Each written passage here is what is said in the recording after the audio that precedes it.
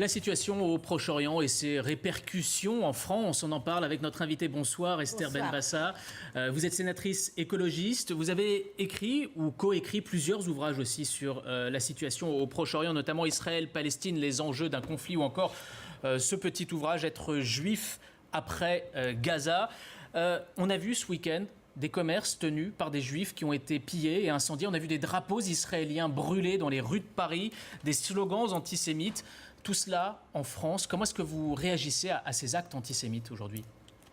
D'abord, je suis stupéfaite qu'on soit arrivé là. Et deuxièmement, je me dis que la guerre ne se déroule pas en France. On sait depuis longtemps que les répercussions du conflit sont très importantes dans notre pays. Mais à tel point, c'est inimaginable. Je dirais que c'est formidable qu'aujourd'hui, les chefs communautaires, même si ce n'est pas un conflit religieux, parce qu'il ne faut pas non plus penser que c'est un conflit religieux. Ce qui se passe à Gaza et en Israël, c'est un conflit politique.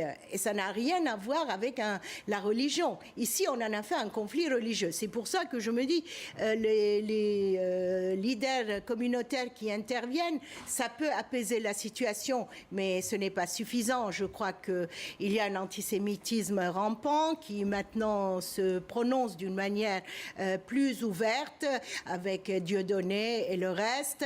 Et de même, il faut contrôler ces forces qui dérivent des deux côtés. Il faut contrôler aussi ceux qui, du côté juif, comme la Ligue juive de défense et autres, provoquent. Il faut vraiment arrêter toute provocation et il faut que l'État et les associations, les organisateurs des manifestations tiennent les troupes.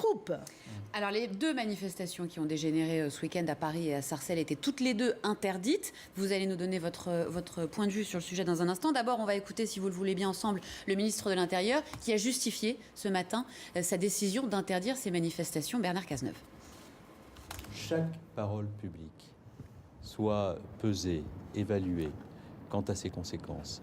C'est ce que l'on appelle le principe de responsabilité. Et je veux là réaffirmer quelques principes simples. Ce n'est pas l'interdiction des manifestations qui engendre la violence. C'est la violence qui engendre l'interdiction d'un certain nombre de manifestations. Est-ce qu'il fallait les interdire, ces manifestations, Esther Benbassa ? Moi, je suis pour le respect de la liberté et de la liberté d'expression. Je crois qu'il ne fallait pas les interdire. En revanche, il fallait les encadrer. Il fallait les laisser et les encadrer. Et cela ne s'est pas fait. Mais je ne dirais pas que les provocations et les violences sont dues à cette interdiction. Là, ça serait irénique. Parce que ces interdictions, elles s'appuient sur des renseignements fournis par les renseignements généraux, justement, notamment à Sarcelles.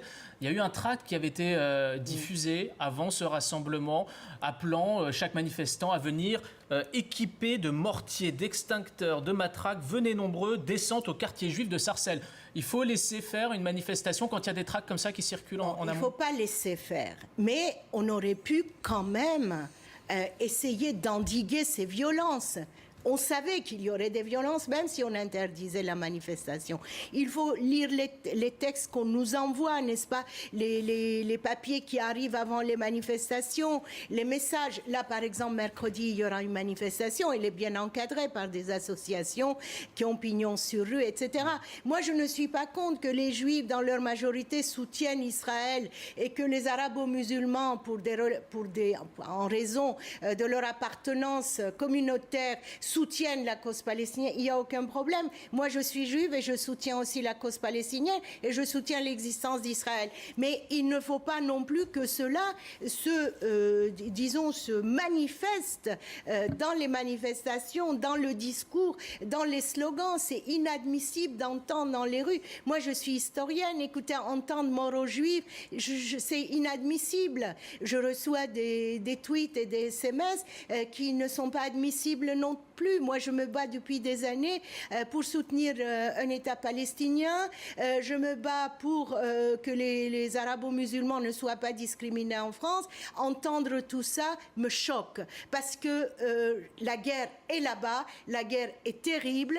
Les deux populations sont tenues en tenaille d'un côté par l'extrême droite israélienne et de l'autre côté par le Hamas qui est extrémiste aussi. Ces populations souffrent les unes plus que les autres. Il y a l'occupation, il faut l'admettre aussi, mais nous n'allons pas faire de la France le théâtre de ce qui se passe là-bas. Regardez, il y a eu des manifestations en Angleterre et en Allemagne, ça n'a pas dégénéré, c'est qu'en France, il y a des rancœurs. Comment vous expliquez cette différence-là? Pourquoi on arrive à manifester à Londres avec des milliers et des milliers de personnes et que ça se passe très bien et qu'on n'y arrive pas en France? Oui, parce qu'il y a d'énormes rancœurs, on en veut au gouvernement, les arabo-musulmans, à raison, pensent qu'ils sont discriminés.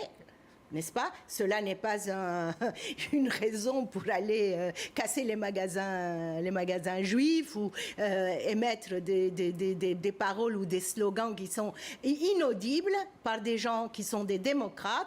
Et aussi, n'oublions pas qu'en France, nous n'avons pas fait le nécessaire, nous avons laissé faire.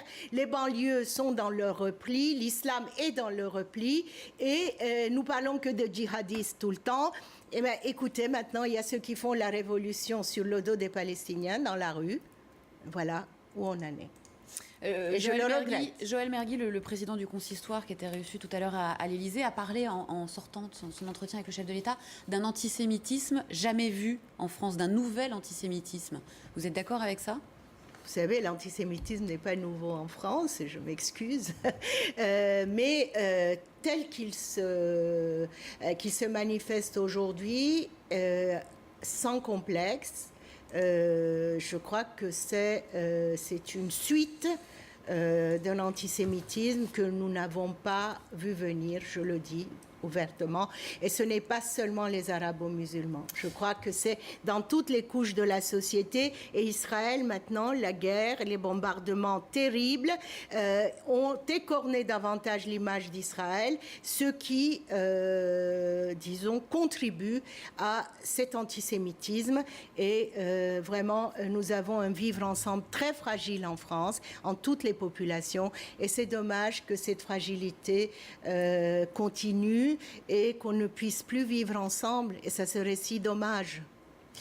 Merci beaucoup Esther Benbassa, sénatrice écologiste, donc d'être venue répondre à nos questions.